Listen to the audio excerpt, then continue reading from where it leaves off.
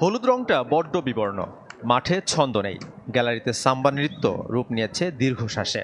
শুধু নামটাই আছে যা দিয়ে ফেভারিটের তকমাটা কোনো রকমে আঁকড়ে আছে সেলেসাওরা। কোস্টারিকার সাথে গোলশূন্য ড্র বদলে দিয়েছে সব হিসাব নিকাশ।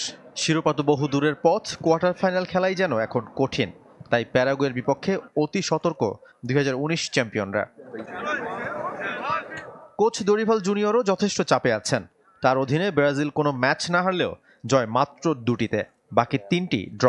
তাই প্যারাগুয়ের বিপক্ষে পূর্ণ পয়েন্ট ছাড়া বিকল্প নেই সেলেসাওদের। ব্রাজিলের চিন্তার নাম আক্রমণ ভাগ। গোলের সুযোগ তৈরি করলেও ফিনিশিংয়ের বড্ড অভাব চোখে পড়েছে শেষ ম্যাচে। তাই বাড়তি চাপ ভিনিসিয়াস জুনিয়র, রদ্রিগো, এনরিকদের। কেউ যেন মিল খুঁজে পাচ্ছেন না ক্লাব আর জাতীয় দলের পারফরমেন্সে। যদিও 10ম শিরোপার সন্ধানে থাকা ব্রাজিল পাচ্ছে ফিট স্কোয়াড। বিশ্বমানের থার্মিক্স রড, সালাম স্টিল থার্মিক্স, দেশের একমাত্র থার্মিক্স রড। অনেকটা ডু অর ডাই ম্যাচ প্যারাগুয়ের জন্য। টুর্নামেন্টে টিকে থাকতে পয়েন্ট চাই এই ম্যাচে।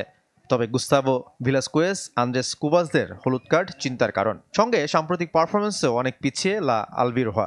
5 বারের বিশ্ব চ্যাম্পিয়নদের বিপক্ষে শেষ 4 ম্যাচেই হার। দু দলের 83 দেখায় 51 জয় ব্রাজিলের। প্যারাগুয়ে জিতেছে 13টি। ডি গ্রুপে একটি করে ম্যাচ খেলেছে 4 দেশ। 3 পয়েন্ট নিয়ে সবার উপরে কলম্বিয়া, আর এখনও খাতা খুলতে পারেনি প্যারাগুয়ে। ব্রাজিল ও কোস্টারিকার পয়েন্ট 1 করে। সাফায়েত মিদুল, চ্যানেল 24।